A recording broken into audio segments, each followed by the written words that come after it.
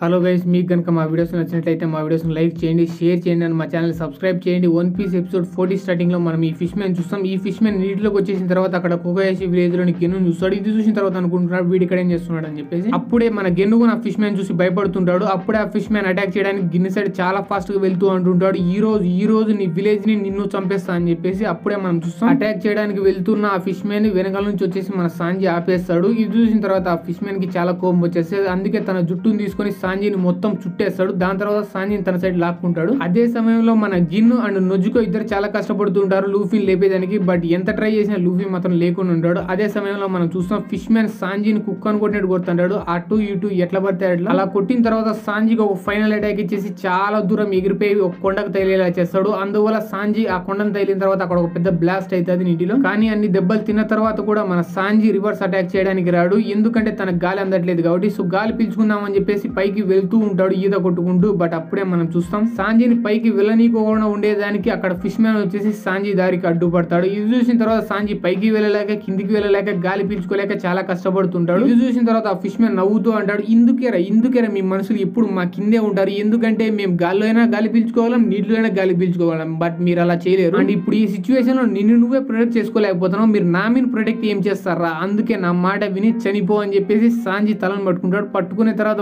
వెంటనే కింది సైడ్ ఈదుకుంటా పోతాడు. అండ్ సాంజీని సముద్రం లోపలికి తీసుకువెళ్తూ అంటాడు, మీరు మనుషులు కాబట్టి మీ లోపల ఉండే ఆర్గాన్స్ అన్ని సముద్రం లోపల ఉండే ప్రెజర్ వల్ల చాలా తొందరగా నాశనం అయిపోతాయి, సో చచ్చిపో అని చెప్పేసి సాంజీని ఇంకా లోపలికి తీసుకువెళ్తుంటాడు. అండ్ ఇక్కడ ఎగ్జాక్ట్లీ అలాగే జరుగుతుంది. సాంజీ ఎంత లోపలికి అయితే వెళ్తుంటాడో అంత సాంజీ ఆర్గాన్స్ డిస్ట్రాయ్ అవుతుంటాయి. ఇది చూసిన తర్వాత సాంజీ పైకి చూపిస్తూ అంటుంటాడు పైకి అని చెప్పేసి, బట్ మాట ఏం రాదు. ఇది చూసిన తర్వాత ఫిష్ మ్యాన్ అంటుంటాడు, సరే నువ్వు ఎలాగో చనిపోతున్నావు కదా, నీ ఆఖరి కోరిక తీరుస్తా అని చెప్పేసి పైకి తీసుకువెళ్తుంటాడు. బట్ ఫుల్ గా పైకి కాదు, జస్ట్ మీడియం పార్ట్ లోకి. అండ్ ఇది చూసిన తర్వాత సాంజీ ఇదే కరెక్ట్ సమయం అనుకోని చెప్పేసి సాంజీ చాలా ఫోర్స్ఫుల్ గా ఫిష్ మ్యాన్ మొప్పలలోకి గాలి ఊతాడు. అండ్ ఇక్కడ మ్యాటర్ ఏంటంటే నీటిలో ఉన్నప్పుడు ఫిష్ మ్యాన్ మొప్పలు ఓన్లీ వాటర్ మాత్రమే అబ్జర్వ్ చేసుకుంటాయి, కానీ ఎవరైనా ఫోర్స్ఫుల్ గా ఆ మొప్పలుగా గాలి ఊదారంటే ఆ మొప్పలు తట్టుకోలేక డిస్ట్రాయ్ అయిపోతాయి. అండ్ ఎగ్జాక్ట్లీ ఇక్కడ కూడా అలాగే జరుగుతుంది. అండ్ దాని వల్ల ఆ ఫిష్ మ్యాన్ మన సాంజీని వదిలేస్తాడు. అండ్ ఇదే కరెక్ట్ సమయం అనుకోని చెప్పేసి మన సాంజీ ఈదుకుంటూ చాలా ఫాస్ట్ గా సముద్రం పైకి వచ్చేస్తాడు. అండ్ దాని తర్వాత చాలా గట్టిగా గాలి పీల్చుకుంటాడు. అండ్ వన్స్ బయటకు వచ్చిన తర్వాత మన సాంజీ వార్నింగ్ ఇస్తూ అంటాడు, కొడక నీటిలో ఉన్నప్పుడు కాదు ఓవర్ యాక్షన్ చేయడం, బయటికి రా చూసుకుందాం, ఇప్పుడు నీ పతాపం నా పతాపం అని చెప్పేసి. ఇది విన్న తర్వాత ఆ ఫిష్ మ్యాన్ బయటకు వచ్చేసి అంటాడు, నీటిలో అయినా బయట అయినా నేను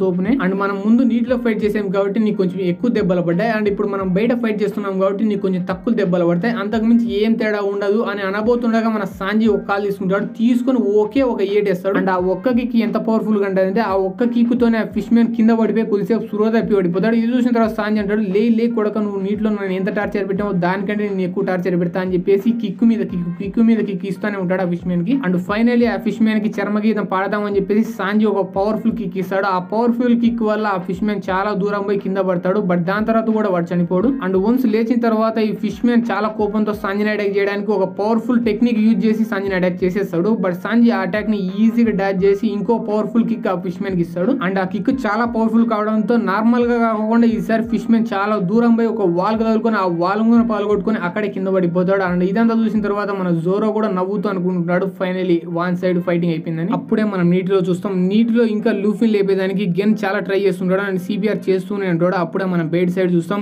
సాంజీ ఓడించిన ఫిష్ మ్యాన్ అక్కడే స్పృహ తప్పి పడిపోయింటాడు. అండ్ ఇదంతా చూసిన తర్వాత ఆర్లాంగ్ ఏమనుకోకుండా అక్కడే కోపంతో జస్ట్ కూర్చొని ఉంటాడు. బట్ అప్పుడే రైట్ సైడ్ అక్కడ హాచి స్పృహ తప్పి పడిపోయిన బాడీ నువ్వు చూస్తాడు. ఇదంతా చూసిన తర్వాత ఇంకా ఫైనలీ ఆర్లాంగ్ కోపం పీక్స్ లోకి వెళ్ళిపోతుంది. అప్పుడు అంటాడు, రే మీకు ఎంత ధైర్యం ఉంటే నా బ్రదర్స్ అందరినీ ఇంత రేంజ్ లో కొడతారు, మిమ్మల్ని మీరు ఈరోజు చావాల్సిందేదరా అంటారు. అండ్ ఇదంతా చూసిన తర్వాత మన సాంజీ అంటాడు, జోరో నేను ఫస్ట్ టైం వెళ్ళినప్పుడు లూఫీని ఆ సిమెంట్ లోంచి బయటికి తీసుకురాలేకపోయినా, ఇప్పుడు నేను సెకండ్ టైం వెళ్లాల్సి వస్తుంది లూఫీని బయటికి తీసుకొచ్చేదానికి. బట్ ఇక్కడ సిచ్యువేషన్ చూస్తుంటే ఆర్లాంగ్ నన్ను మళ్ళీ నీటి లోపలికి వెళ్ళనిచ్చేయలేడు. అండ్ అక్కడ లూఫీని చూస్తుంటే లూఫీ ఇప్పుడప్పుడే లేచేటట్లేడు, సో మనం వెళ్ళి లూఫీని మళ్ళీ బయటికి తీసుకొని రావాలా, బట్ దానికంటే ముందు మనం ఆర్లాంగ్ ఓడించాలని చెప్పేసి ఇద్దరు మాట్లాడుకుంటుంటారు. అండ్ అప్పుడే మనం గిన్నును చూస్తాం, గిన్ను కూడా ఇంకా చాలా సేపు నీటిలో ఊపిరి బిగబట్టుకోలేక ఫైనలీ బయటికి వచ్చేసి గాలి పీల్చుకుంటూ ఉంటాడు. ఇది చూసిన తర్వాత నొజ్జుకో ఉంటుంది, గిన్ ఇంకా నువ్వేం టెన్షన్ పడాల్సిన అవసరం లేదు, ఎందుకంటే ఈసారి నువ్వు బయట నుండి లూఫీని పట్టుకోతాలని, దాని తర్వాత నేను నీటిలోకి వెళ్ళి సిబిఆర్ చేస్తా లూఫీకి అని చెప్పేసి నీటిలోకి దుంకుతుంది. అండ్ అప్పుడే మనం చూస్తాం ఊసాప్ నేల మీద పడి ఉంటాడు. అండ్ వాని ముందర ఫిష్ మ్యాన్ వచ్చేసి ఇదంతా చూసిన తర్వాత అనుకుంటూ ఉంటాడు, అసలు నాకు అర్థమే కావట్లే ఈ మనుషులు ఇంత వీక్ అయినప్పుడు అలాంటి స్ట్రాంగ్ ఫిష్ మ్యాన్ ఎందుకు కోపం తెప్పించి ఎందుకు చచ్చిపోతారు అని చెప్పేసి. అప్పుడే మనం స్ట్రైట్ గా ఊసాప్ సైడ్ చూస్తాం, ఊసాప్ నేల మీద పడి ఉంటాడు. అండ్ ఊసాప్ చుట్టుపక్కల చాలా రక్తం ఉంటుంది. అండ్ ఇదంతా చూసిన తర్వాత ఇంకా ఫైనల్లీ ఫిష్ మ్యాన్ ఇక్కడ ఫైట్ అయిపోయింది, అక్కడ ఫైట్ కి వెళ్ళి చూద్దామని చెప్పేసి అక్కడ నుంచి వెళ్తుంటాడు ఊసాప్ అక్కడే వదిలేసి. అప్పుడే మనకు అర్థమవుతుంది ఊసాప్ చనిపోలేదని చెప్పేసి, జస్ట్ చనిపోయినట్టు యాక్టింగ్ చేస్తున్నాడని చెప్పేసి. అండ్ చుట్టుపక్కల ఉండేది రక్తం కాదు, జస్ట్ టమోటా సాస్ అని చెప్పేసి. లక్కీగా నొజుకో ఇంట్లో ఈ టమోటా సాస్ కొట్టేసినా కూడా సరిపోయింది, లేకుంటే ఈ ఫిష్ మ్యాన్ ఈ రోజు నన్ను నిజంగా చంపేసేటోడు అని చెప్పేసి అక్కడే పడి అనుకుంటుంటాడు. అప్పుడే మనం చూస్తాం ఈ ఫిష్ మ్యాన్ ముందుకు వెళ్తూ వెనకలు తిరిగి చూసి అనుకుంటుంటాడు, వీడు నిజంగా నా ఒక్క అటాక్ ఇంత రక్తం కక్కుని చనిపోయినాడు నాకే డౌట్ ఉంది, బట్ వీడు చూడడానికి బక్కువని లేకున్నాడు, సో వీనికి అంత సీన్ లేదు, సో వీడు చనిపోయినే ఉంటాడని చెప్పేసి అక్కడ నుంచి వెళ్ళిపోతుంటాడు. అండ్ ఓన్స్ అక్కడ నుంచి వెళ్ళిన తర్వాత మన ఊసాప్ అక్కడ నుంచి లేచి అనుకుంటుంటాడు, లక్కీగా ఫిష్ మ్యాన్ ఎర్రిపప్పు అవ్వడం వల్ల నా యాక్టింగ్ చూసి డౌట్ రాలేదు, లేకుంటే వాడు మళ్ళీ వచ్చేసి ఇంకో అటాక్ చేసి ఈసారి నన్ను నిజంగానే చంపేసాడు అని చెప్పేసి అనుకుంటుంటాడు. బట్ అప్పుడే మనోనికి జోరో వాయిస్ గుర్తుకొస్తుంది, జోరో మీహాక్ ముందర అనే మాటలు గుర్తుకొస్తాయి, నేను ఈరోజు చస్తా లేకుంటే గెలిచే తీరుతా అని చెప్పేసి. అప్పుడు నామి మాటలు కూడా గుర్తుకొస్తాయి, మీరంత స్ట్రాంగ్ కాదు, సో మీరు ఇక్కడ నుంచి ఎంత తొందరగా వెళ్తే అంత తొందరగా మీకే మేలు, లేకుంటే మీరు ఇక్కడ నిజంగానే చనిపోతారని చెప్పేసి. అప్పుడే మన ఊసాప్ అనుకుంటుంటాడు నామి,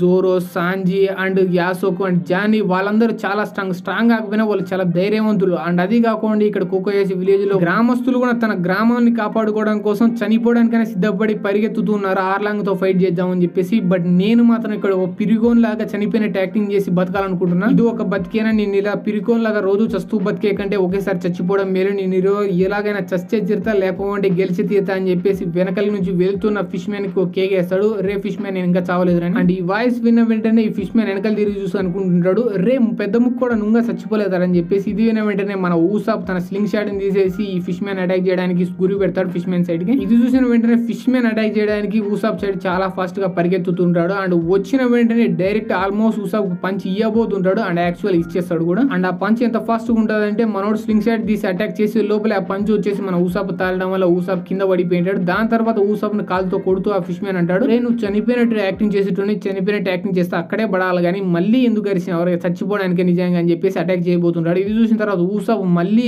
తన స్లింగ్ షాట్ కాకుండా ఈసారి తన వేలితో రబ్బర్ తీసేసి ఒక రాయిని తీసుకొని మనోనికి బౌల్ చేస్తాడు, క్లీన్ బౌల్ అంటే మీకు అర్థమయ్యే ఉంటది. ఆ రాయి తీసుకొని మన ఊసాప్ ఈ ఫిష్ మ్యాన్ గులాబ్ జామున్ గలగలలాడించాడు. అండ్ దాని తర్వాత ఊసాప్ అక్కడ నుంచి పారిపోయి పొదలో దాక్కుంటాడు. అండ్ దాక్కున్నట్లు ఊరుకండొచ్చు కదా, అస్సలు ఊరుకున్నాడు. ఆ పొదలోంచి ఒక మందు బాడీ ఫిష్ మ్యాన్ చేతికి ఇసిరేస్తాడు. ఇది చూసిన తర్వాత ఫిష్ మ్యాన్ పట్టుకున్న తర్వాత అంటాడు నాకు ఇప్పుడు తాగే మూడు లేదని చెప్పేసి. ఇది చూసిన వెంటనే ఊసాప్ ఒక అటాక్ చేస్తాడు ఆ మందు బాటిల్ని, దాని వల్ల ఆ మందు బాటిల్ అక్కడే బయలిపోతుంది. అండ్ ఆ మందు బాటిల్లోనే మందు బయటకు వచ్చేసి ఆ మందు అంతా అంటుకుంటది. అండ్ దాని వల్ల ఆ ఫిష్ మ్యాన్ కొంచెం డ్యామేజ్ అవుతుంది. అండ్ అదే సమయం చూసుకొని మన ఊసాప్ అక్కడ నుంచి పరిగెత్తి పొదలోంచి డైరెక్ట్ అడవిలోకి వచ్చేసింటాడు. అడవిలోకి వచ్చిన తర్వాత అనుకుంటాడు నేను వేరే ప్లాన్ చేయాలి లేకుంటే ఆ ఫిష్ మ్యాన్ నన్ను ఓడిస్తాడని చెప్పేసి. అప్పుడే మన ఫిష్ మ్యాన్ చూస్తాం, ఫిష్ మ్యాన్ అక్కడ ఉండే నీటిని అంతా పీల్చుకుంటాడు. పీల్చుకున్న తర్వాత ఈసారి స్ట్రాంగ్ వాటర్ గన్ అటాక్ లో అక్కడ ఉండే అడవి సైడ్ చేస్తాడు. దాని వల్ల అక్కడ ఉండే చెట్లు మొక్కలు అన్ని ఇరిగిపోయి పక్కన పడుతుంటాయి. ఆ వాటర్ గన్ అటాక్ అంత స్ట్రాంగ్ ఉంటది. అండ్ ఇదంతా చూసిన తర్వాత మన ఊసాప్ ఒక చెట్టు వెనకాల దాక్కొని అనుకుంటుంటాడు అసలు ఇక్కడ ఏం జరుగుతుంటారా, నీళ్ళు ఎక్కడైనా ఒక చెట్టును పెంచాలి కానీ ఇక్కడేంద్ర చెట్లను తుంచుతున్నాయి ఈ నీళ్ళు అని చెప్పేసి. బట్ అదే సమయంలో ఆ ఫిష్ మ్యాన్ ఆ చెట్లన్నీ ఇరగొట్టేసిన తర్వాత ఫైనల్లీ ఊసాప్ ప్లేస్ దొరికిపోతుంది. అందుకే ఊసాప్ ని అటాక్ చేయడానికి అని చెప్పేసి వస్తాడు. బట్ ఊసాప్ ఎలాగోలా ఆ అటాక్ ని డాచ్ చేసి గాల్లో ఉన్నప్పుడే ఒక 5 స్టార్ అటాక్ చేసేస్తాడు ఆ ఫిష్ మ్యాన్ మీద. అందువల్ల ఆ ఫిష్ మ్యాన్ ఒళ్ళంతా మంటలు వచ్చేసాయి. అండ్ ఆ మంటలు నార్మల్ మంటలు కానీ చాలా మండుతుండడంతో ఫిష్ మ్యాన్ నీళ్ళ కోసం వెతుకుతుంటాడు. అండ్ ఫైనల్లీ కొద్దిసేపు ఎదిగిన తర్వాత నీళ్ళు దొరికేస్తాయి. బట్ నీళ్ళలోకి వెళ్ళబోతుండగా వెనక నుంచి ఊసాప్ వచ్చేసి నీళ్ళు కావాలన్నా నీకు నీళ్ళు దొరకవు సుత్తు తీసుకొని చెప్పేసి తలకాయ మీద తప్ప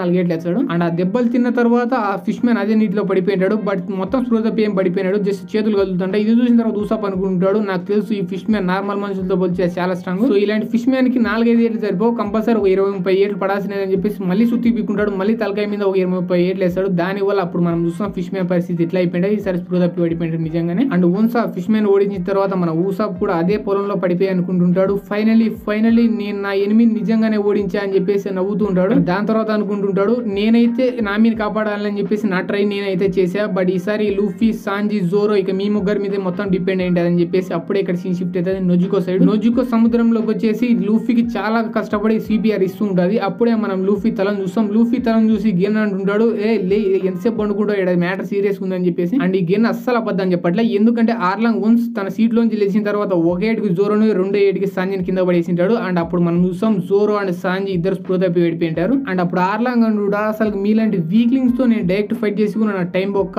అందుకే అని చెప్పేసి అక్కడ ఉన్న సముద్రంలో నుంచి కొంచెం వాటర్ తీసుకుంటాడు. దాని తర్వాత ఈ వాటర్ మీకు ఎక్కువ అని చెప్పేసి ఆ వాటర్ చాలా ఫోర్స్ గా సాంజీ సైడ్ విసిరేస్తాడు. అండ్ ఆ వాటర్ ఫోర్స్ ఎంత ఉంటుంది అంటే ఆ ఫోర్స్ కే సాంజీ చాలా దూరం పోయి స్పృహ తప్పి వెళ్ళిపోయినట్టు మళ్ళీ లేచి అనుకుంటాడు అసలు వాటర్ ఇంత ఫోర్స్ ఎలా ఉంటది నాకు అర్థం కావట్లేదు అని చెప్పేసి. అప్పుడే నామి పరిగెత్తుకుంటూ ఆర్లాంగ్ పార్క్ దగ్గరికి వచ్చేసింది. అండ్ వన్స్ నామిని చూసిన తర్వాత ఆర్లాంగ్ అంటున్నాడు, నామి నువ్వు ఇక్కడ ఎందుకు వచ్చావు అని చెప్పేసి. ఇది విన్న తర్వాత నామి అంటుంది, సింపుల్ బ్రో నిన్ను చంపడానికి అని చెప్పేసి. అండ్ ఈ డైలాగ్తో పాటు ఈ ఎపిసోడ్ ఇక్కడే అయిపోతుంది గైస్.